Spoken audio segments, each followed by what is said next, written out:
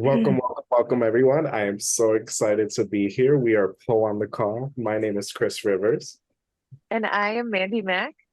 Yes, and we are so excited to be here with pole strength and conditioning coach and entrepreneur Fran, the creator of Body by Fran Training and the PoleStrong Method. Hi, everyone. Yes. Thank you so much for being here a second time. We're so excited to catch up with you and learn from you and see what you have coming up for everybody. Yeah, I'm really excited to be here again and share what's going on at Body by Fran Training and with me, Fran, personally. Share a little bit about myself. Yes. I know. I was just saying earlier, we were so excited that you're our first follow-up interview, and we were excited to hear all of the things that you've been up to since the last time we talked.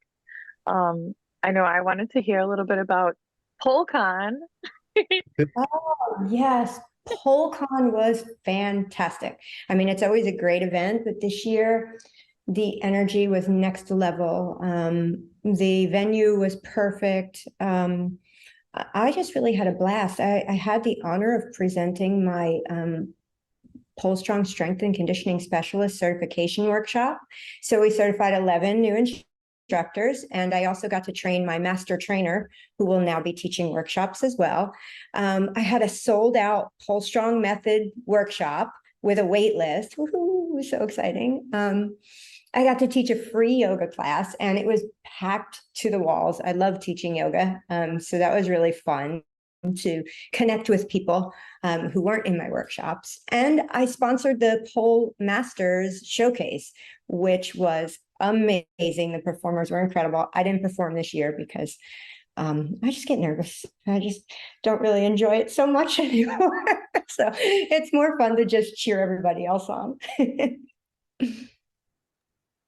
I love that. Thank you for being honest. It's so interesting to hear. It's so fun to hear that we all get nervous performing.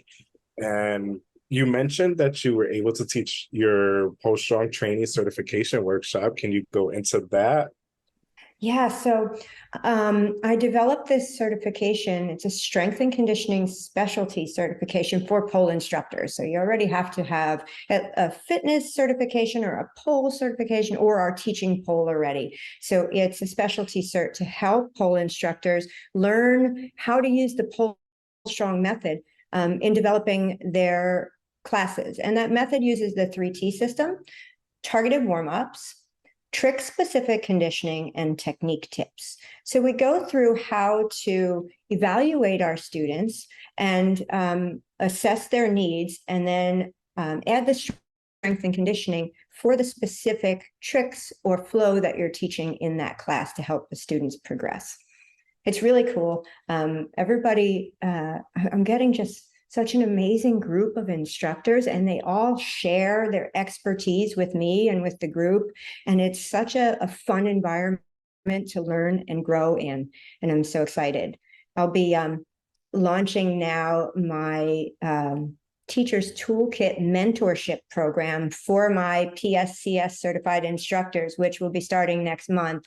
And it's a really small group where we're going to really get down and dirty into all of what pole instruction is about, and we'll even get into marketing and a little bit of online business, a little bit of that entrepreneurial side. So I'm really excited about that. We have a great group signed up already, and I just feel totally blessed to have this opportunity to work with so many instructors all over the world. It's an honor. That is incredible. I love the new program in which you're giving. Are your signups still available? I would love to look into that because goodness, your programs are amazing, and the fact that you're adding the business aspect and the marketing to help like other pole entrepreneurs, I think that is just awesome. Well, it's open to PSCS level 1 certified instructors, so I can absolutely give you the information. That's on my website too for the next level 1 certification. And then we can go into the mentorship from there. That's the next step. And the mentorship actually includes my level 2, my all new level 2 PSCS certification as well. where we go into advanced strength and conditioning and using bands and developing strength and conditioning classes, not just pole classes with strength and conditioning. So I'm excited about that too. So many things. So I told you I have a lot of irons in the fire. I love it so much. And I also love that you are providing like continuing education for teacher training, because sometimes we get our, our teacher certification and then we just go through life and never do anything else. But it's so important to like get more different types of training. Yes. And this one sounds like a really great way to organize your classes and everything like that. Yeah, we really talk about lesson planning. We look at things like coordination versus capacity in our students. So if a student can't get a trick, we can assess whether that's just that they're not able to coordinate the muscles to work properly, or is it a mobility, flexibility, or strength issue that needs to be addressed? So we don't, especially when I started taking pole lessons, I didn't see instructors doing that at all. And that was something that I've always been trained to do with my athletes. And it, really was something that I started doing when I began teaching. And I thought it was something that would help other instructors as well. And it's turned out to be a really great part of the certification. People are really enjoying doing that evaluation and assessment portion. I love that. It's really taking the mainstream aspects of fitness and putting it with the pole fitness and helping that become mainstream. Right, absolutely. And, pole certifications and learning how to break down and teach pole tricks is really valuable education to get. And this is the icing on that cake. So we know how to teach those moves and break them down, but now we can assess where our students' disconnect is, right? And take that even further, right? So it's always good to learn. I love to continue to learn. Being a student is exceptional to me. Right. It's so important that we just continue, because our bodies are changing and everyone else has different bodies, and you gotta just always be on top of your game. Yeah. But I was Oh, go ahead. I wanted to know a little bit more about the certification and how you developed it and how like the process for that was. I had a few students who were also instructors that were coming to me for strength and conditioning work with post-rehab, trying to figure out how to strengthen after injury, trying to help their students get stronger, but not really understanding how. And so I decided, it's probably been about 2.5 years ago now that I had the idea for it, but I just never really got the ball rolling. And sometimes we feel like maybe I'm not the person to do this. I don't know if you've ever felt like that. I'm like, maybe I shouldn't be the one to do this. And I said, you know what? Screw it, I'm going to. And when I started putting it together, I actually had the opportunity to work with Neola Wilby, the pole PT, on one of her projects. And she was saying that that was something that she wanted to do. And she was really happy that I was out putting that out there to help people. So it was like validation, And I don't always need external validation, but I think it's nice to have the community and professionals like that really come out and say, yes, this is a good thing, this is needed. So I started putting it together, and I started looking at the things that I thought was lacking in instruction in a lot of studios. And I'm not saying all studios, there are some great instructors out there. And I've actually had the opportunity to have so many really great instructors contribute to this program and, help me guide it and build it, because their expertise has come into play as well. And the sharing aspect of it is phenomenal. We have a Facebook group where everybody comes in and chats about, their teaching and what's going on. And like I said, the mentorship is coming. So I'm really starting to steer my business in the direction of helping instructors, as well as now moving into a little bit of 40+ polar instruction as well, because there's another gap. And if you don't mind, I share a little bit about that.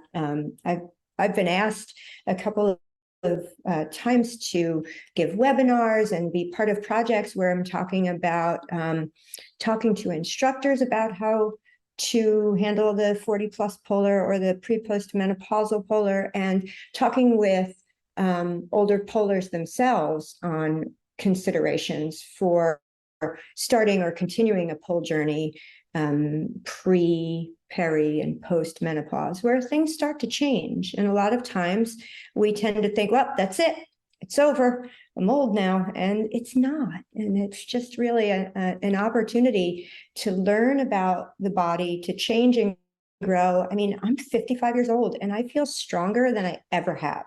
And it's really just by honoring those changes, and just understanding what my body needs at this age. I love that. Thank you so much for being honest with that, and for starting to shift towards more content with that. I started reading it and I was like, this is amazing. It is well needed. I can't wait to, I'm not in my 40s yet, but I'll be a lot from what I am. Yeah, it's good information to look at later on too. As we're in our 20s and 30s, we know that we are going to get older and we are going to see some changes, but we don't think about it, right? And then all of a sudden, like, I hit 40 and I'm like, I cannot see that anymore. I had to get reader sunglasses to sit at the pool and read. And like, oh, it's humbling, but it sneaks up on you. And it doesn't have to be the end of the world. I've had people come out and say, wow, I'm 37 and I thought I was too old for pole. You're really showing that it's not. I'm like, no, it's not. And, I don't think you're ever really too old, right? I agree. It's so exciting. I can't wait to see the information you have coming out, especially for post rehab and getting into the older age. Yeah, that's exciting. Right.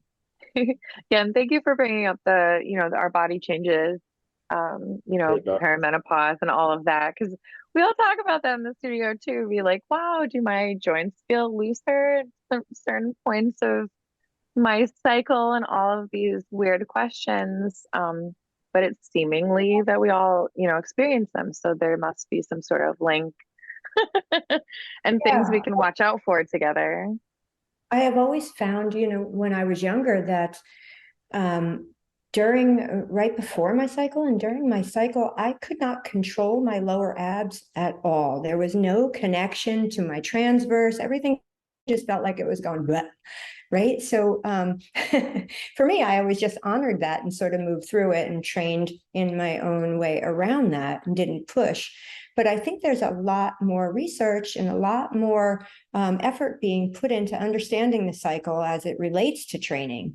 And that's really important. And then when we get beyond that, where that's not as much of a concern anymore, but the lack of hormones and the drop in hormones and the changes that happen later on with dry skin and bruising easily and maybe sensitivity to noise and, all of these things that happen that we go, oh, why? But we can work around it. Yes. Right. And making workshops for low flow for people with bad knees. Yes. Oh, the knees. I started poling about 11 years ago, and we'd always go down to our knees and crawl around on the floor, and it was like, ow. In the back going, no likey, my knees hurt. I'd be throwing a mat out. So it's real. It's a real thing that I'm not sure. I never really did that kind of thing when I was younger, so I'm not sure if it would have bothered me then, but it's definitely not something I enjoy now. I love it. Right. We all want longevity in this. Yeah. So, yeah. Thank you for being honest on that subject, because as a male instructor, I know me, myself, and I hope others, I try to learn how to make things different for the female body, tricks, conditioning, but sometimes I forget there are internal things going on as well. I didn't even realize that sometimes when you're on your cycle, like it affects your abs. Yeah. Yeah. And everybody's affected differently. You know, I taught yoga for about 15 years. And, you know, a lot of people don't want to go into inversions or be upside down, women, when they're on their cycle. It's just a weird feeling. And it just, you know, so it's just a matter of understanding and saying, hey, if you're not feeling like doing that today, honor that in your body, you know. And it doesn't even have to, you don't even have to mention that. It's just notice how you're feeling today. And if this doesn't feel right in your body, if you're not feeling connected to your muscles in some way, you know, just be honest about that. And we can find something else for you to do today that makes you feel successful and makes you feel like you're having fun and, you know, and makes class worth coming to. Love it. I agree wholeheartedly. Sorry about that. There's my dog. We'll have to edit that out. I didn't even hear. Timber. When my husband's not home, my shepherd is in charge. And if there's a squirrel outside, she's like, Mom, I got you. I got you. I will not let that squirrel attack. That's cute. My pit bull's the same way, and we have rabbits. Oh. So, earlier when we were chatting, you mentioned how you've been on a flexibility journey. I have About that. my own personal journey. If you don't mind my sharing a bit about me, I started about a year and a half ago. You know, as I said, I taught yoga and I've taught flexibility classes, and you know, I did some flexibility training with athletes in the past, Rutgers football and basketball and baseball players, bodybuilders. And so I've always understood flexibility training. I did the bare minimum for me just to stay at the same level. But about a year and a half ago, I started training contortion, and I'm nowhere near a contortionist, and I didn't do it to be able to sort of wear an ass hat or anything crazy, but just to sort of see where my body can go and learn a little bit more about extreme levels of flexibility. I did find, however, that my body responds to front bending a lot better than back bending. Even as a child, you know, I can do splits and you know, middle split and pancake and all that stuff folding forward, but I could never do a back walkover when all my friends could. So I can see that now. I'm even a little more rigid in my thoracic spine, but I'm working on it. But what I discovered when I started training contortion and working with Jonathan Nosan was he started using light weights in the contortion work. And I was like, you know, my body was like, no, and I was shaking, and, you know, I'd have like a 2-pound weight, and, you know, and I was a bodybuilder. Lifting weights was not a problem, but using weights in extreme movements like a hanging back bend just made my whole nervous system go crazy. And it's like, whoa. And so, of course, I had to jump into and dive right into learning more about that because it was just so cool to me. I'm always amazed when my body can't handle something because I think I'm strong enough for this. Nope, not at all. So I started doing some research and playing around with using weights in my end ranges for split stretches, for pancakes, for back bending, and even side bending. And it's made such an incredible difference in my progress, as opposed to, you know, I love active flex work, and I've always taught classes with active flex combined with a little passive stretch. But now I do that kind of work with weight as well. So I'll start without weight, and then I'll add a little bit of weight, and then I'll do some passive stretching, and then I'll take the weight into the passive stretching. So for like pancakes, I might do a standing side butt leg lifts just to get the glutes warmed up, the side butts, right? And then I will add some weighted movements, like maybe a weighted horse stance, taking a dumbbell and coming real wide and pulsing in that weighted stance. And then come to the floor into a pancake stretch. and hold that for a bit, and then take maybe a 45-pound plate and put it on my back and hold my pancake. I mean, it started as a 5-pound.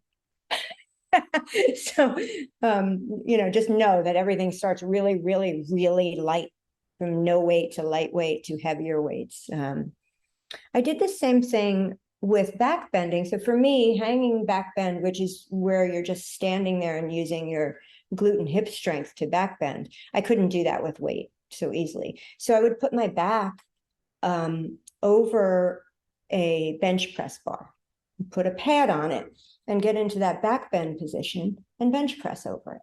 And so I started with my 5 pounds and my body was shaking and I couldn't control it. And now I'm doing 25 pounds for 15 reps in that position, in that full back bend. And now I can come into the hanging back bend with 5 or 10 pound weights, depending on the day, and do it without the bar.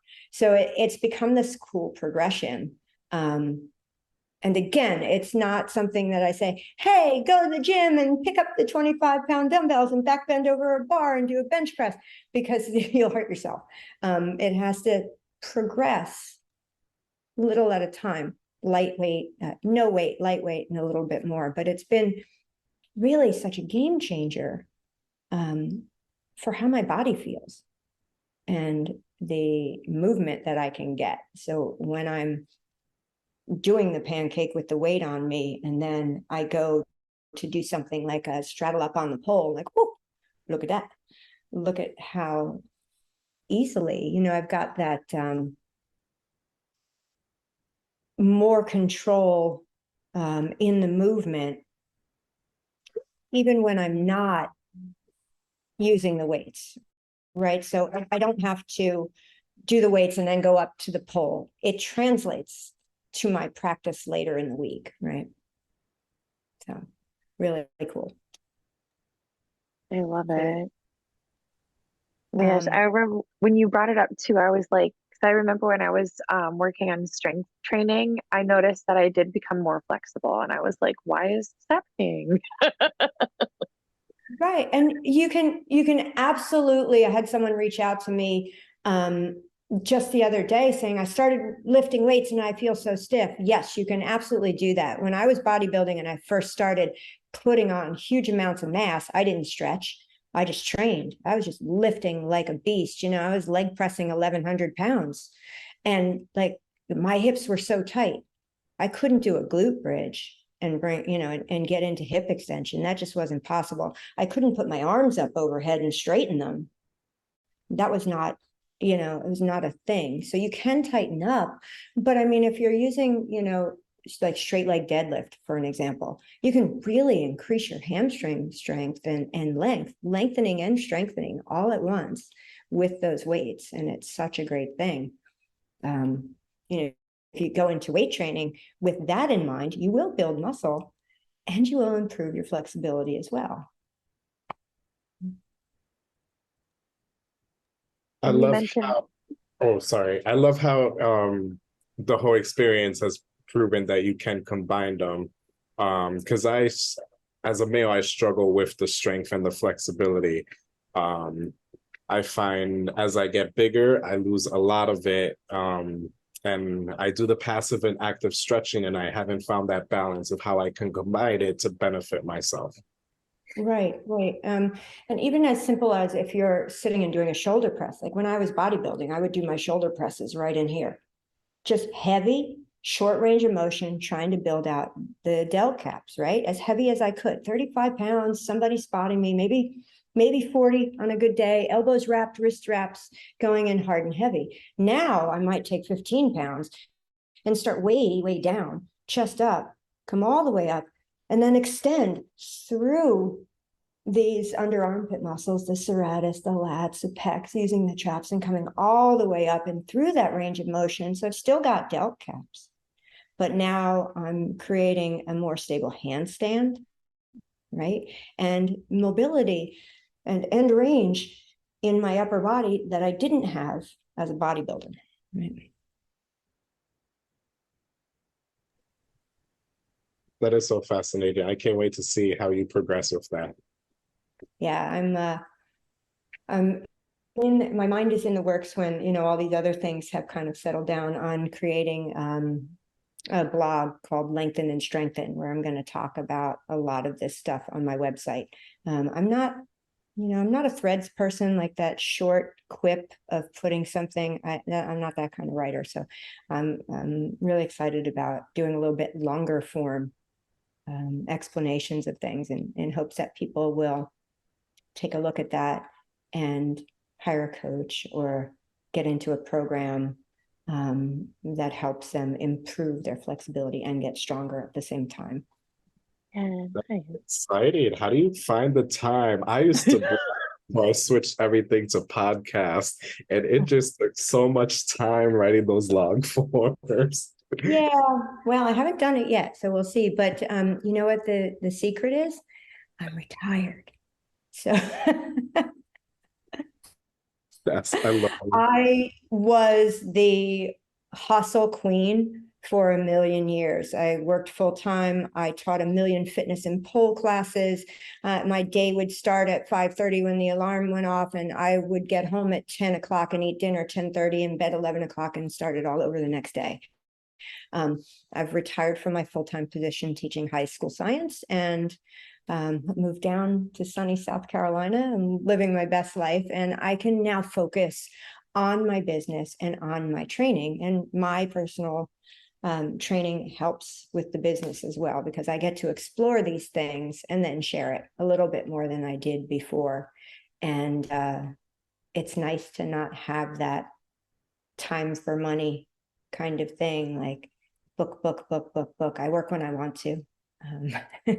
And it's just really good. I don't do a lot of one-on-one kind of things. It's more group because of that, because I like to have the time to be creative and get a little bit more out there for everyone. I'll be working on my YouTube too. I promised people that, little bits of tutorials on YouTube. It's coming. It's coming. I'm just not that tech savvy. gosh, I love it. I was gonna say too, because I was like, wow, this is like a recap of the things that you've done just within the past year. We've seen you, and you've done so many things.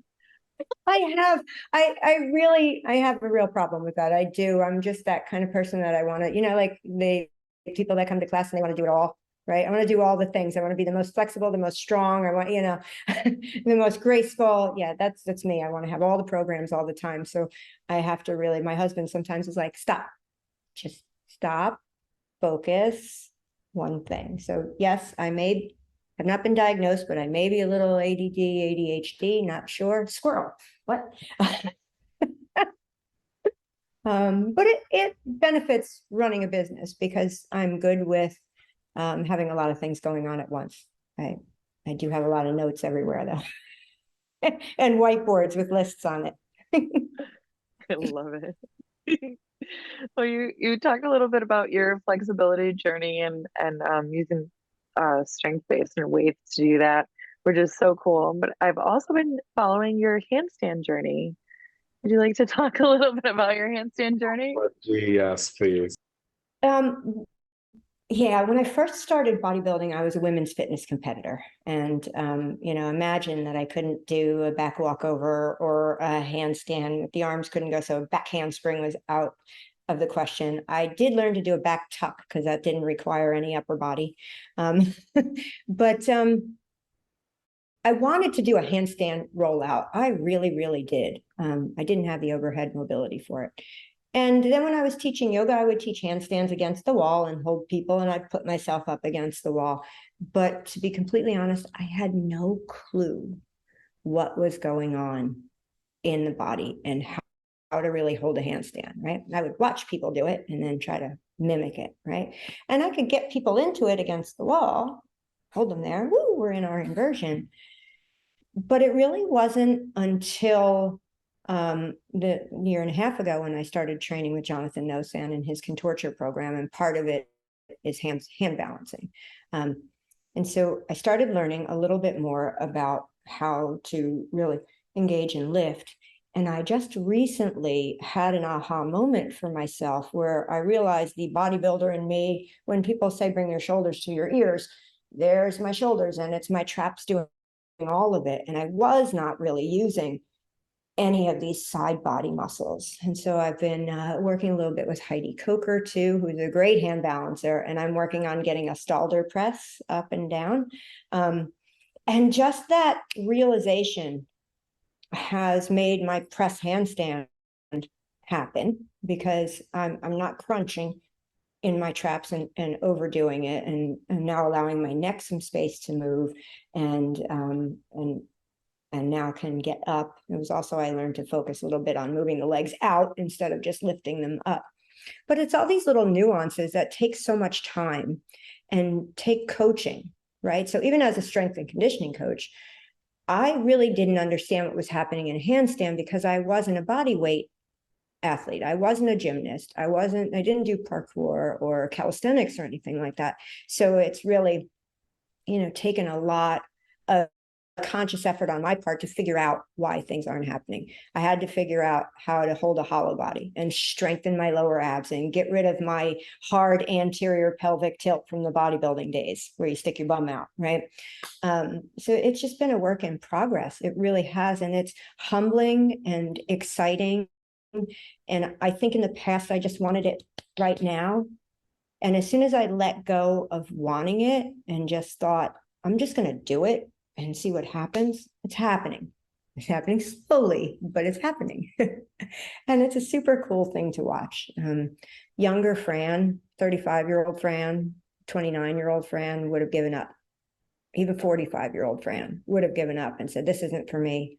But 55-year-old Fran is a little bit more patient and retired and has more time. And and it, they say as you get older, you kind of get a better sense of yourself and what's important. And that's really true. I was always hurried and rushed, and you've got to do, be, and now just Fran. And it's really fun.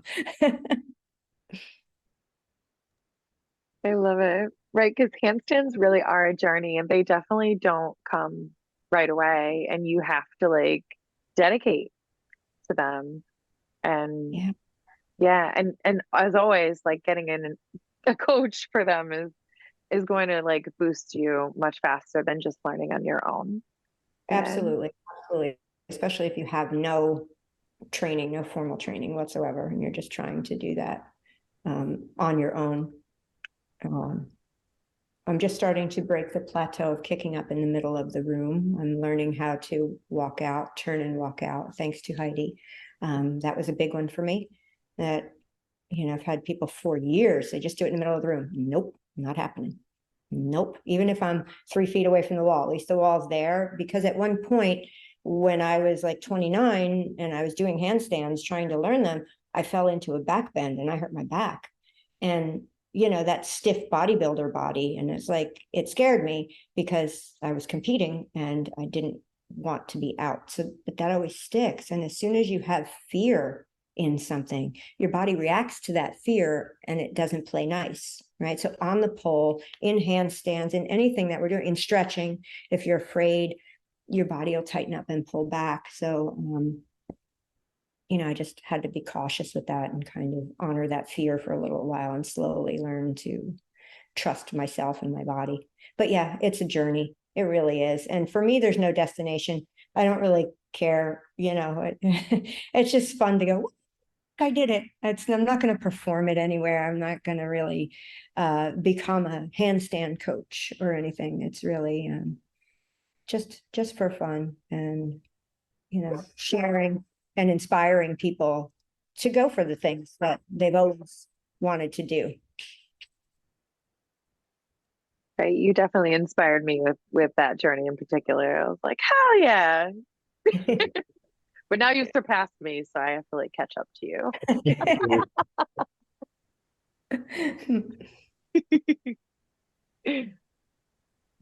So what other things are you doing for fun lately besides handstands? Oh, well, I have committed to performing this weekend in my friend Tanya Christopher's studio showcase at Amorous Dance in Charleston. So I am going to be a guest performer there. So I've been busy putting together a performance piece, which I have not done since PoleCon last year. And yeah, a little nervous, like I said. I don't really perform so much anymore because I get really nervous and I don't like the feeling of it, but this should be really fun because it's a showcase and there's a lot of great people. I'm also going to be working the U.S. Aerial Federation Championships in Charleston. I'm helping out and stage manager for that event, pole sport, pole art, aerials, all of that. So that should be really fun. I love that we have all these fun events in the South here, and I get to go to Charleston and and hang out and meet all these incredible athletes who, yeah, I don't know how they do it. Pole sport is a job and it's amazing and I love watching it, but it's not for me. Too funny. I love how everything fun was kind of work or aerial related. Yeah, I like to go to the pool. I like to go to the beach. I like to look for alligators because I live in an alligator-ridden area, and we have one across the street in the pond. So I'll go look for her every once in a while.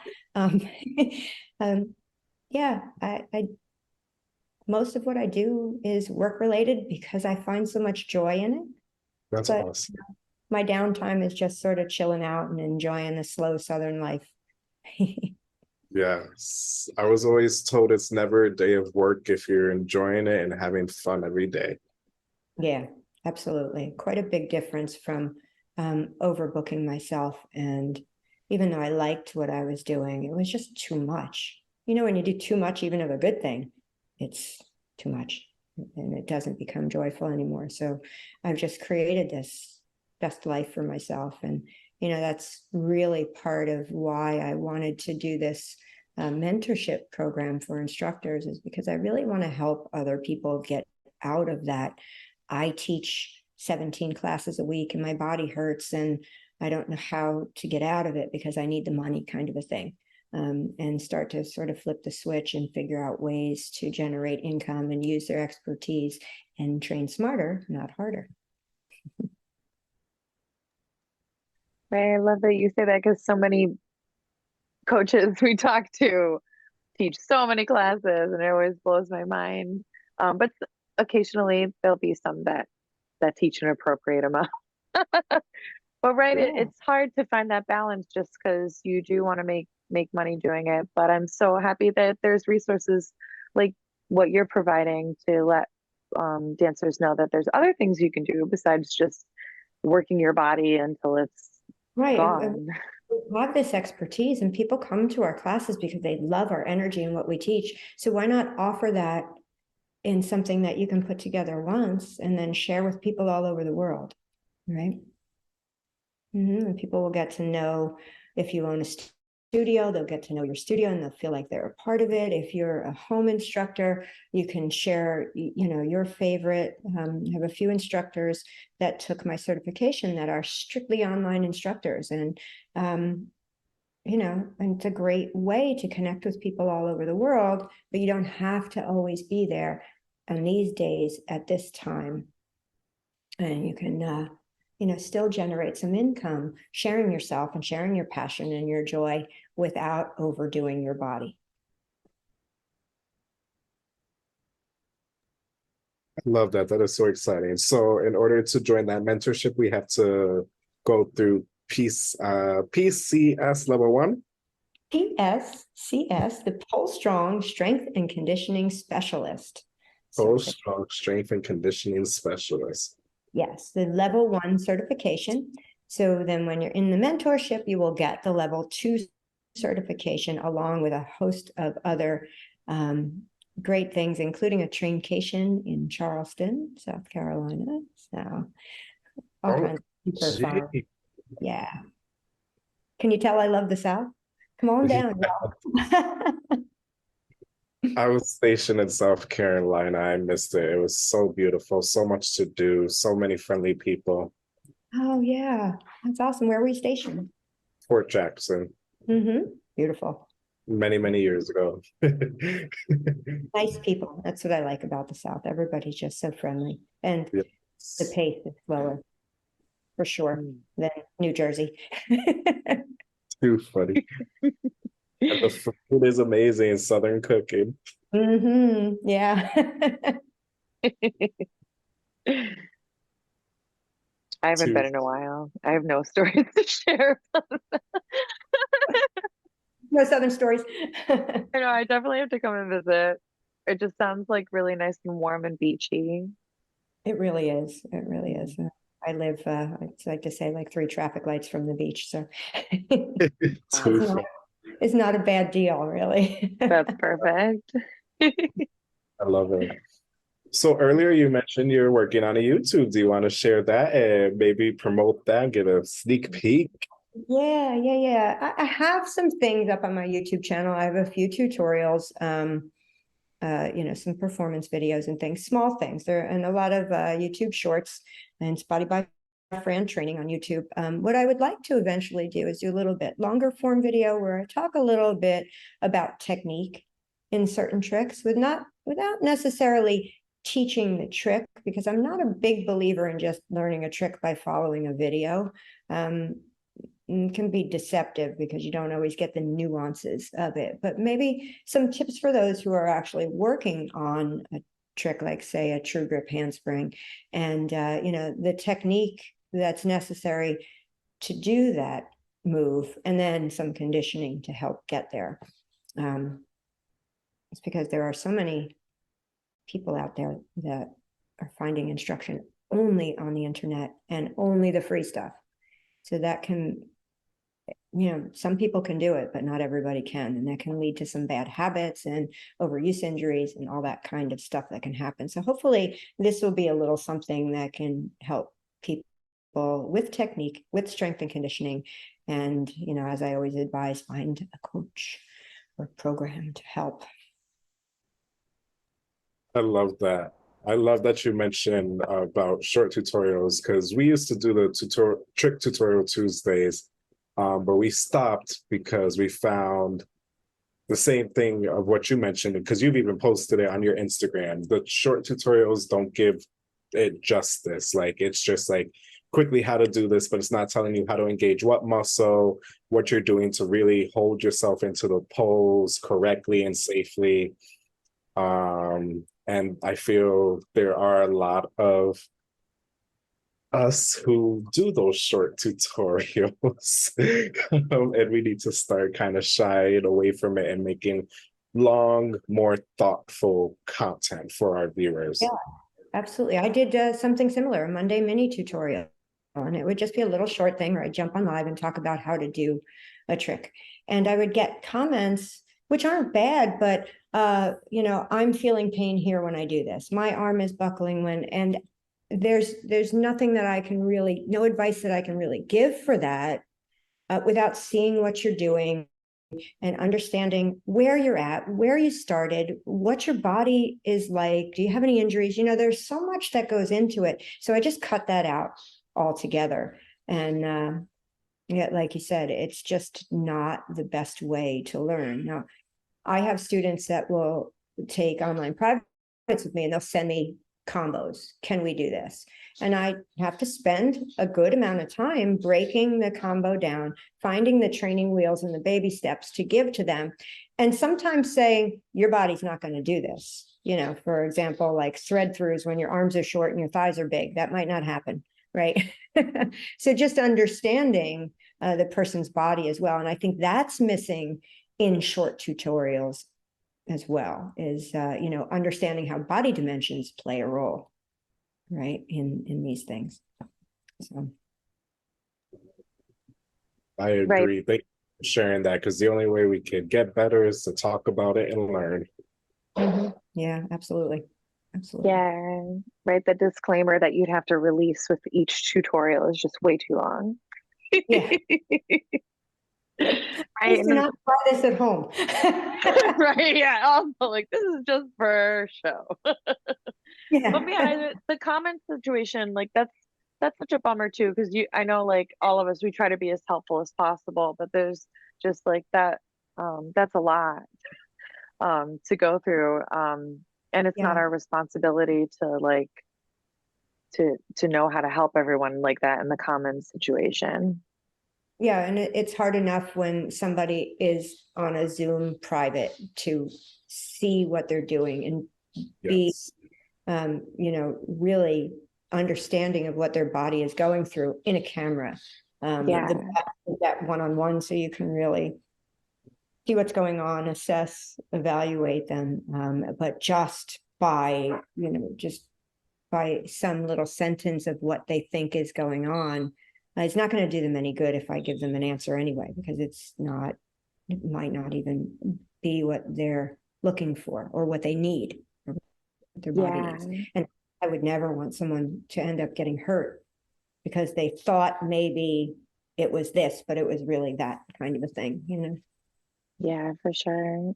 Right. I know I meet a lot of dancers that I've learned just from online, and then we'll dance together, and then I'll just like give them a few little tips, and it'll be like, wow, that like helped so much.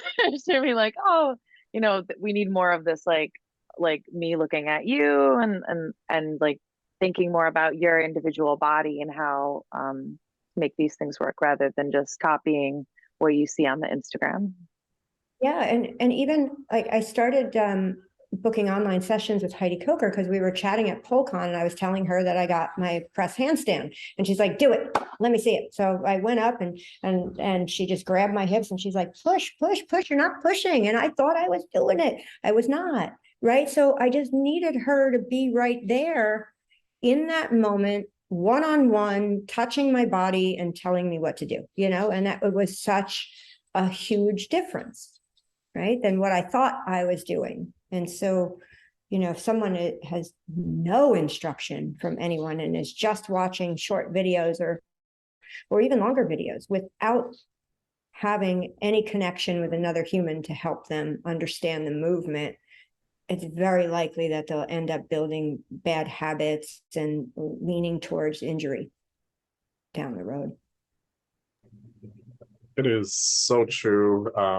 When I started 8 years ago in the stripping um, in the stripping field, I only had YouTube, and I got so many injuries just for trying those tricks. Twisted grip shoulder mount when I should not have been trying any of that. And I feel like it's getting better, but it's sad that it's still kind of happening thanks to social media. Yeah, and even back when I started in the studio, a lot of the instructors were, like, "Hey, let's try this today," that I saw. No idea how to teach it, and I will say by month 3, I was doing a twisted grip handspring because I was strong, but I wasn't doing it right. And I look back at videos now, and I'm like, "Oh, that's why I tore my rotator cuff." It's horrific. So even in person, we can have issues if there's not that understanding of what the person's body is doing. And then imagine taking that and trying to watch something on a screen and recreate it at home by yourself, right? I would have killed myself doing that.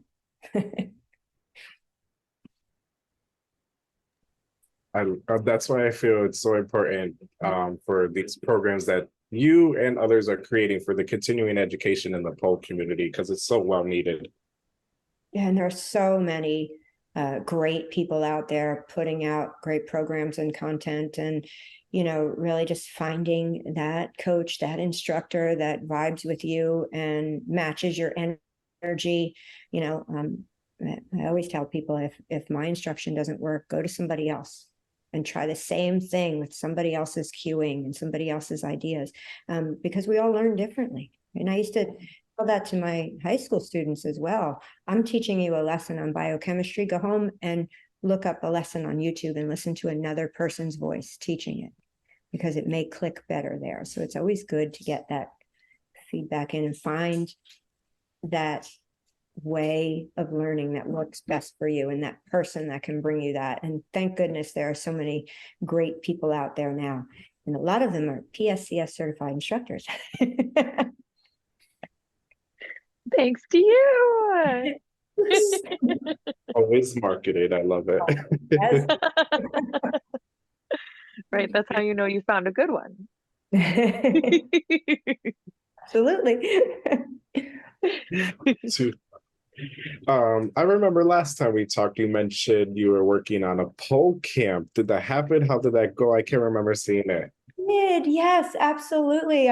We had Stacy Shapiro and I had the first PoleStrong Power Pole Retreat in San Diego, California. We had 12 amazing pole dancers come. We all lived in a huge Airbnb on the beach. We trained in the studio a couple days. We trained in a CrossFit gym a couple days, did some lengthen and strengthen work. We did some weight training. We did signature tricks and strength and conditioning on the pole. We did flexibility on the beach, private lessons at the Airbnb, and a pole photo shoot. It was a fabulous weekend. So much fun. And she and I are going to be powwowing next month about planning next year's retreat. It was, if anybody's planning on doing a retreat, it's a lot of work, but and very exhausting, but so worth it. So worth just getting your people and sharing that energy. And we attracted a great group that really wanted to learn about strength and conditioning. And Stacy is a CrossFit athlete as well. And just has a great energy and a great spirit. And she's young and vibrant. And so it was a good mix of old and crusty and young and vibrant.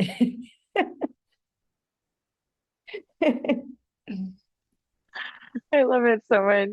Do you want to talk a little bit about what it takes to put on a retreat? Because our students often ask if we could do a retreat, and I'm like, I don't even know where to start with something like that. But that sounds like so much fun, and it takes a lot of planning. So you'd have to figure out where you're going to do it, right? So if you want to do something that's like hosted, like bigger, hosted in a hotel, then you have to rent a hotel and bring poles in, stage poles, rent them. They can be rented through X-Pole. I found that out.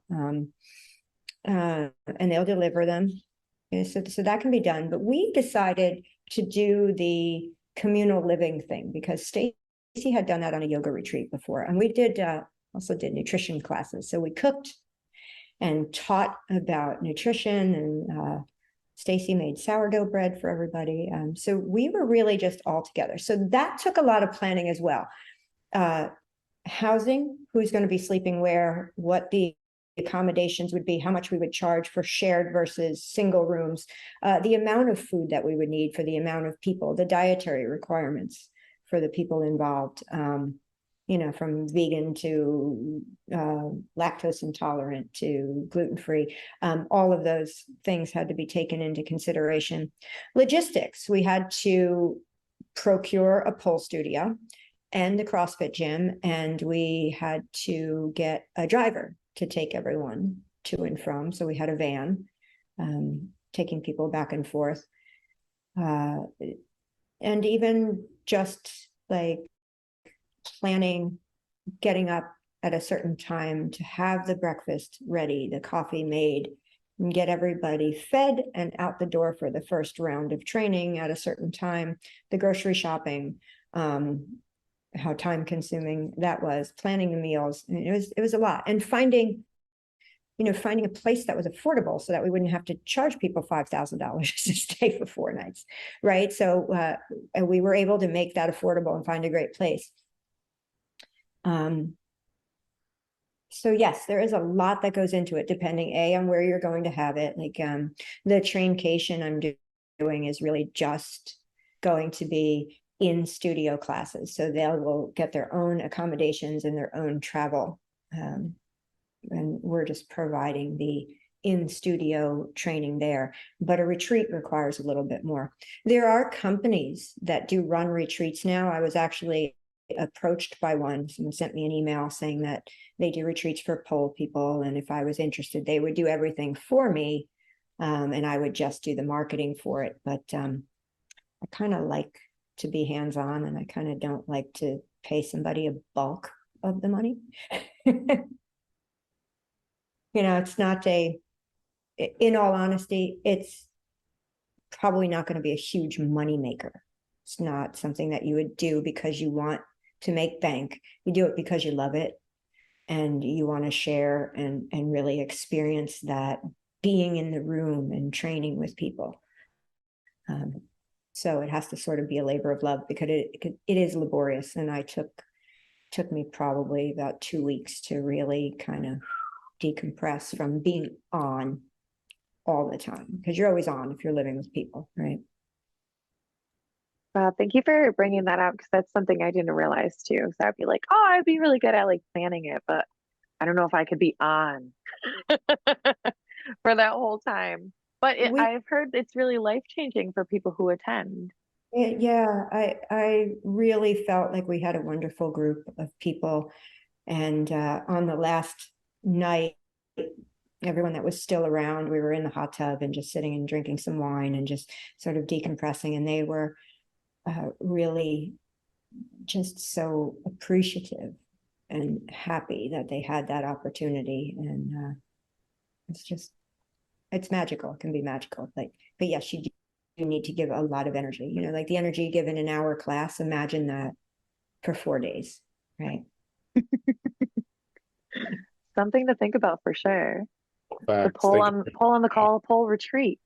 Yeah. Thank you for sharing that. Honestly, most people would just say, it was fun. It was a great experience. I would do it again. If you would have asked me the day after if I would do it again, I might not have said I would, but now it's kind of like childbirth. Do you ever do it again? No, right afterwards, but then you forget. Funny. I love it. So what do you have in the planned in the future? You said maybe a retreat, anything else exciting? No, I'm just going into the fall with, I'll be launching my signature program, Pole Body Bootcamp, for 40 plus polars this time. I'm going to be hosting another another Power Up challenge for 40 plus polars next month. That's happening. And then, like I said, some of those mentorships and certification programs coming up in the fall. And I haven't really thought much about 2024, but hopefully there'll be a retreat in there. There'll be more YouTube and blog stuff coming out, and more certified instructors around the world. I love it. So many wonderful things. Thank you for being so awesome, Fran. Thanks for having me. I really appreciate you, giving me the opportunity to chat again. I know I was on the show before, and Yes. fun to be back and share the adventure with everyone. Yes, thank you. It's so fun to be able to share it and to just be able to catch your journey through social media and then catch up here. Thank you for all you do for the pole community, for everything you create for us. It definitely is life-changing, and it does change the game, the strength and conditioning. And I can't wait to see what you create with the flexibility component. Keep your eyes peeled. It's coming. Yes, I love it so much. And I hope your performance goes beautifully. I wanted to ask you too, what type of performance is it? Is it a contemporary? Yes. I don't know, some people have followed my journey in the past 6 months. My bulldog Rocco got very sick, and he passed away. So this is my little performance to share my heart and my love and my missing him. So I'm performing to My Immortal by Corvix, a cover by Corvix, which is an amazing cover. If you've ever heard his work, oh, model. Yeah, so I'm going to be performing to that. So I can give it away because this won't come out until after I've done it.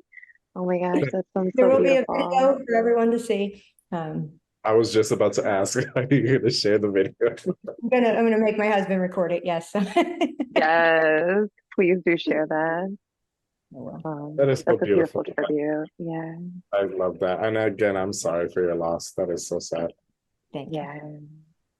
Yes. Is there anything else you want to share with the viewers and listeners? Anything at all? If you'd like to learn about the PoleStrong Method of Training, I have a free PoleStrong Method pre-recorded class on my website. As soon as you go onto the main page of the website, it's right on the top. Get a free class, boom, click. Yes. And all you have to do is put your name and email in, and it will be delivered right to your email. And you can try out the PoleStrong Method, where I talk about the 3T system, and we actually go through a workout, a warm-up, trick-specific conditioning, and some technique tips. And it's a great way to get introduced to the PoleStrong Method and to Body by Fran training. I believe you sent us the link with your bio, so we will have that in the comments on YouTube and on the podcast. Excellent. Thank you. I am going to look into this PoleStrong level 1, PoleStrong specialist certification level 1. Yes. Yes, for sure. And thank you so much, Fran, for taking the time to speak with us again and for updating us. Oh, I can't talk now. Updating us about all the wonderful things that you provide for the pole community. Absolutely. Thank you so much for having me. It's always a pleasure to chat with the two of you. Yes, thank you. And I cannot wait to see what the future holds for you. Yes.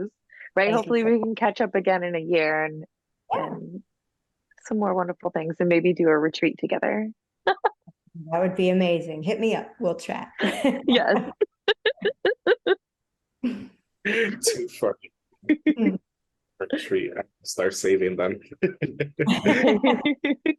Teach 17 pole classes a week. No. Train smarter, not harder. Yes. Smarter. I love it. That was your quote. I love it. Yes. All right, Fran. Well, I guess we should do our closing. Yes. Well, thank you so much for listening to or watching this episode of Pole on the Call podcast. My name is Mændy. I love it. And I am Cris Rivers. Flexibility. We're so thankful to have Body by Fran here with us today. Thank you so much. Yes, thank you.